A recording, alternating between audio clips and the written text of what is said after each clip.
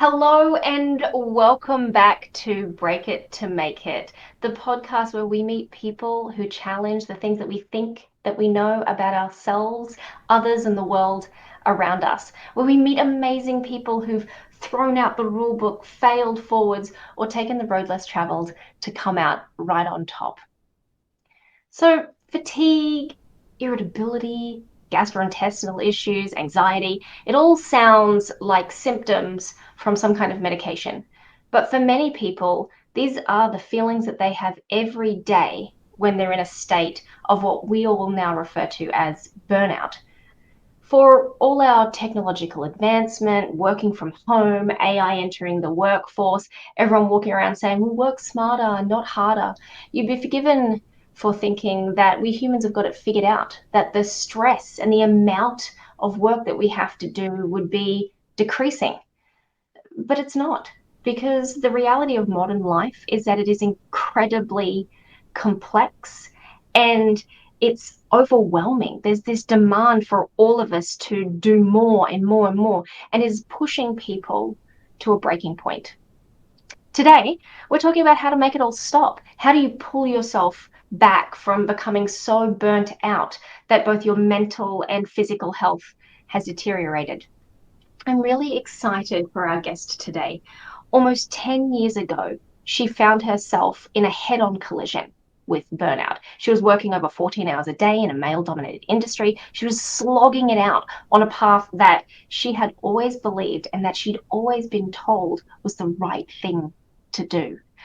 But she decided to make a change and she created a new roadmap just for her based on life and values that she had created for herself. And so today she is here to share with us the lessons that she has learned and some of her strategies for success. Sikin Samji from workzen, welcome to the show. Hello, thank you. It's so great to be here. It's so amazing. Thank you so much for sharing your time and energy with us today. Sikin, we talked about this moment that you reached, this moment where you found clarity and then you made a decision, which resulted in you essentially completely blowing up the life that you were living. Can you take us back to that moment and tell us about it? Absolutely. About a decade ago, maybe a little bit more, I was 6 months into my marriage with my partner of about 10 years. And I realized that at 28, I did not know who I was, and I did not like how I felt. And that's sort of what led to this discovery process. I was just starting to figure that out, tiptoe into having more confidence, having goals, looking at life in a more expansive way. But I knew that there was an expansiveness that was missing. I was very submissive, passive. Life felt like I was living in a fog all the time. And what I was coming home to every day was not what I expected. I wasn't in an environment where I felt supported, and where I was becoming the person that I wanted to be. I felt very stagnant. I remember when you talk about like that moment of clarity, I remember I started running again, and I had always been a runner, but I hadn't run long distances in probably 3 years at that point. And one day, in the sweltering heat of Toronto, it was 40 degrees Celsius. I got up and I ran 10K in 55 minutes. And that's pretty decent for someone who's fit and Wow. also hadn't run in a long time. And that's 104 degrees Fahrenheit for our Americans. Yes, exactly. Yeah, sorry, I'm not great with the conversion, but there I was, and I think I kept doing it. I just kept at it after that. I partially to avoid being at home, but it was the first time in a long time that I felt like I wanted to beat something or strive for something, or kind of like felt motivated and inspired by myself without anything external. Um, I felt like this need for fulfillment, and that had been missing. And the life that I was in was very stifling. And as I look back, I think, yes, I was doing that for fulfillment, but I think I was literally running for my life. That's so amazing. And I love how you talk about this fulfillment and this search that we all have inside of us. And many of us end up in this pattern where we're striving for fulfillment based on a life that somebody else has planned out for us. Can you talk a little bit about your experience and how you discovered what fulfillment was for you versus fulfillment on what we thought it should be? Mm-hmm. Yeah, it's a really messy dance. It's like you're trying to waltz and you just keep tripping. And maybe it's just because the waltz is not your dance. Maybe you like hip hop. And maybe that's more your stride. Um, but I think, fulfillment comes from within. And I think if I look at, if you think about the sweet spot of the things that drive you forward naturally and the things that you gravitate to naturally and the things that you're really, really good at, where do those things kind of combine? And that's sort of that sweet spot of what I think fulfillment is. It's finding the balance between your skills, your abilities, and what drives you forward, what you love. And it can be hard when you don't know what to do with that, but you just know what it feels like or you know what it is, versus having expectations and following the expectations. And a lot of the time, if those don't line up with, for me, if they didn't line up with what I wanted to do and what I felt the best at, and I knew for me, like, knowledge and confidence were what were going to make me do really, really well at what I was doing, rather than feel mediocre or, just asleep at the wheel, with something that didn't inspire me day to day. Not everyone necessarily needs to feel that way, though. And I just feel like for me,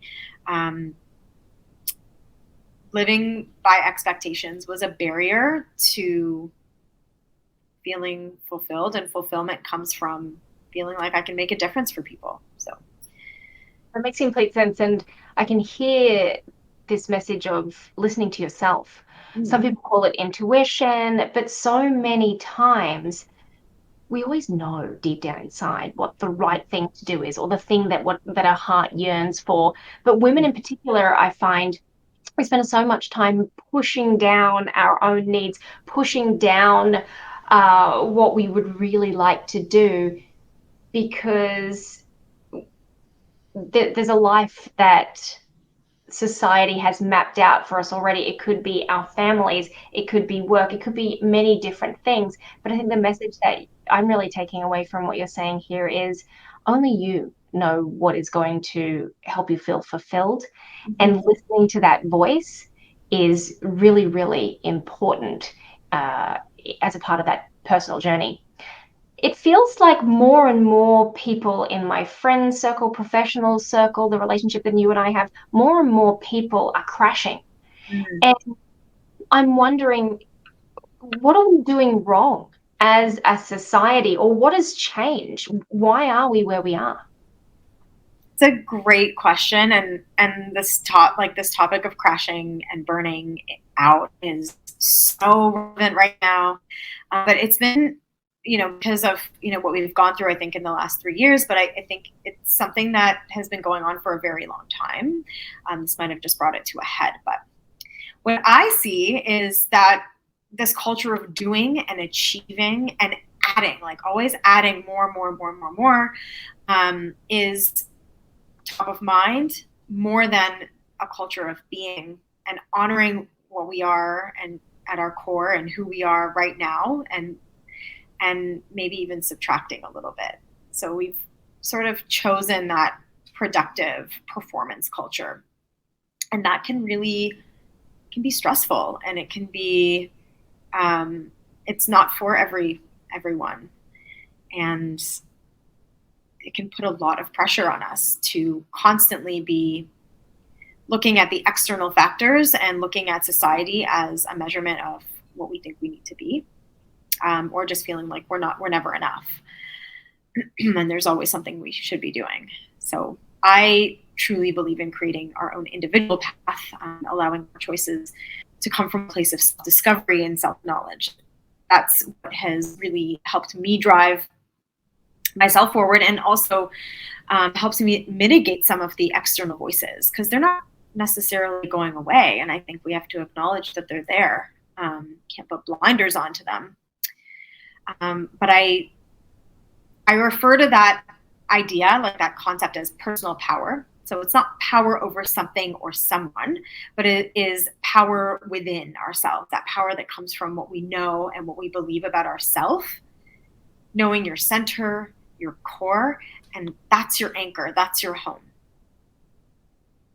I love that. And this whole concept that humans have a utility is really, not only is it stressful, but it's missing so much of what makes us human and what powers our relationships. You know, there is value in just being who we are. So many people put all this pressure on themselves, like, I've got to do this, I've got to, that there's a transaction, that that love or care or friendship is conditional and that kind of thing.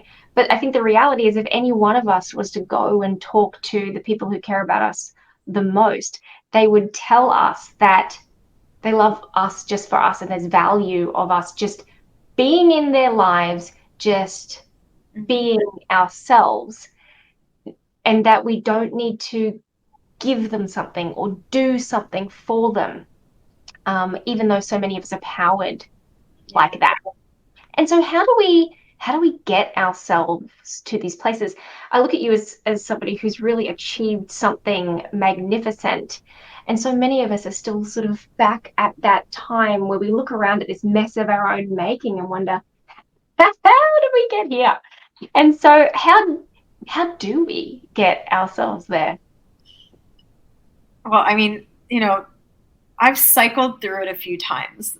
So, and I think, the last time was scary. I was so sick with panic. I landed myself in the ER, which is not okay. And the pattern for me, and I think patterns are really important when it comes to burnout.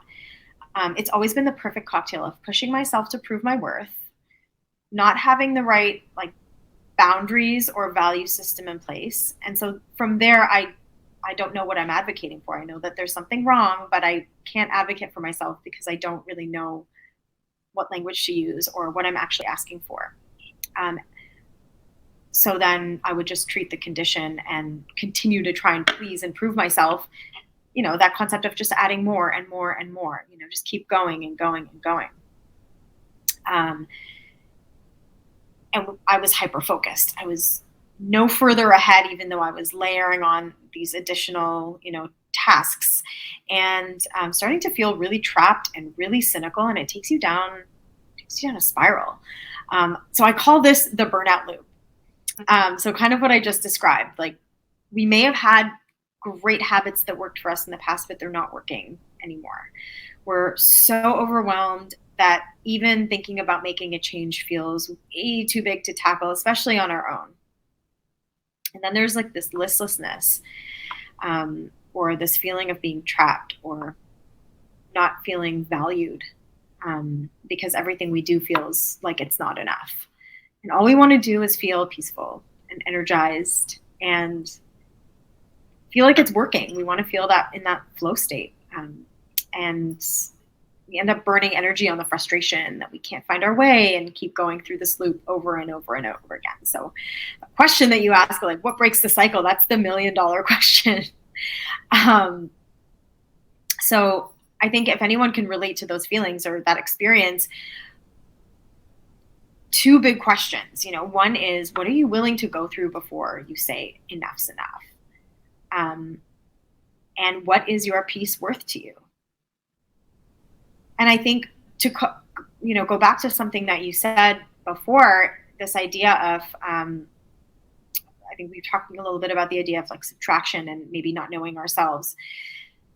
We come to this world whole, and nothing is taken away by I remember having this conversation with actually one of my yoga teachers, and it was such a wise conversation because I had gone through a breakup at the time, and it was a very, very awful situation. And my ego was so bruised. And she said to me, like, you're not less of a person because this happened to you. You're still whole. You're still a whole human being. And that's carried me through a lot, of those tougher moments where something doesn't work or I fail. And I'm not less of a person because something didn't work or I failed or because I went through burnout or because I experienced illness from trying too hard. But I think the idea of knowing that, we are this whole person, we are many, many parts as one. And then it's sort of up to us to choose like who is the person that I want to show up with, every single day. When is the time that I've been that person, and how can I, channel that positivity or that energy or that essence of self to start to make that shift, to start to wean myself off of the burnout loop and into a little bit of a brighter light. But that's a really optimistic view because the impact is more than just one ER visit. It takes a lot of cumulative stress for our body to shut down that way. And I think the reason I'm here and that I do this work is because I don't want that for anyone else. I want to destigmatize the conversation about it, but also help people normalize the idea of, your heart and your purpose and your health over the hustle that often leads to burnout. And it's such a noble cause. And what I'm hearing as well is it takes a transformation with the relationship with yourself. You need to be more gentle and compassionate with yourself. So often humans, we're always so much nicer to other people. We give them a break. Our expectations of other people are so much lower. But then to ourselves, the internal dialogue is that binary, you win some, you lose some. Mm-hmm. But what if it was, well, you win some, you learn some. Hey, it's okay. Mm-hmm. And looking at things from that perspective rather than getting on this mouse wheel that you're talking about. And it's just this perpetually increasing in speed. You talked about something that I think is really important, which is once you start, and I'm paraphrasing here, but your obligations and your feelings, it's like liquid. You create more capacity and it keeps expanding. And then just like an inland tsunami, it just rolls down that hill and carries you with it. But it takes that first step, I think what you're saying is to have a look inside yourself, realize that you are not what you are doing, you are whole as a person, and just check in with yourself. What are we doing here, people or person? What are we doing here? You also talked about something, I want to take us back there because I think it's really, really important. And these are all great messages, but you talked about boundaries, and we hear a lot about balance. Can you please share your insight on, is there a difference between balance and boundaries? How can that play out for us? How can we use them as tools to help us? Yeah, I love this question. I've spent a lot of time around the word boundaries because when I first heard it, I was like, well, that seems really inhumane. Like I think of boundary and I think of just drawing a line between two people rather than finding a way to meet and create harmony. However, I think boundaries are part of balance. So we do, my view of boundaries has evolved because I think that we sometimes have to create them. And sometimes there are limitations to what we can bear as human beings. And, we can create boundaries with kindness and with clarity and with love, and we can also create them silently, because we don't owe anyone an explanation of why we choose to no longer have them in our life, if they have hurt us, or if we turn into someone that we don't like when we're around them, or maybe we've been around people who don't bring out the best in us. I think when it comes to balance, boundaries are part of that, but I like to bring it back to the idea of values, and that everything kind of stems from a value system that we can create for ourselves. And by understanding what our values are, we can then choose what to say yes to and what to say no to. And then that allows us to have choice and like really, really conscious decision making when we say no to something. And we can feel really empowered with that decision, not just by saying like, no, I'm putting up a wall, but by really approaching it with a sense of like, this is for my self-worth. This is for out of self-respect to something that I like so truly believe that I cannot mute in myself. So I think, I would challenge anyone the next time that they say, this is a boundary for me. And also ask yourself which of your values is being tested. It's a really interesting exercise in, taking it a little bit of a layer deeper and empowering that choice to include a boundary in a relationship or in a circumstance. I really want to capture onto this, just latch onto this last thing that you said, because it's something that I really fundamentally believe. And when I learned this about myself, it really opened my eyes to the relationship that I have with the world and people. It is that so often, if there is a conflict, and if I feel, sad, angry, if I'm inflamed by a situation, if I go deep and I go beyond and I actually sit with myself, I realize that if it elicits such an emotion from me, it's because one of my personal values is in conflict. Mm-hmm. And if we can get in touch with that part of ourselves, decision making becomes a lot easier. And as women, oftentimes we're confronted with, you're so emotional. Why are you being so emotional? And being able to look inside yourself and go, oh, okay, so I'm being emotional about this because one of my core values is X. And you, in this situation, are putting pressure on me to not behave in accordance with those values. Oh, that makes sense. And then perhaps I'm able to articulate it.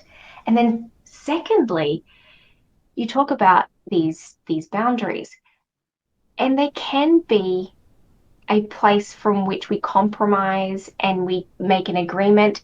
None of us who are professionals would bat an eyelid at going into a contract negotiation and saying, well, this is the boundary to protect the interests of my organization, and these are the boundaries to protect the interests of your organization. And then we go back and forth and we hopefully find something in the middle. And people are like, well, it's just business. But why can't we be feel as empowered and feel good about our own personal boundaries to look at it a little bit like we would that?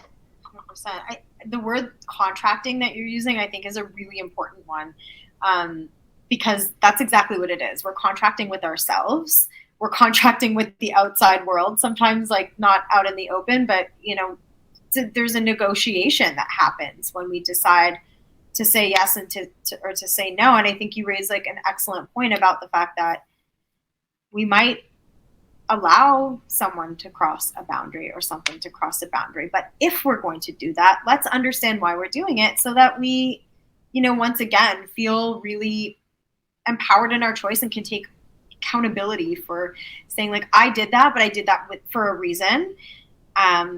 And then we know maybe not to do it the next time, or, what to do differently.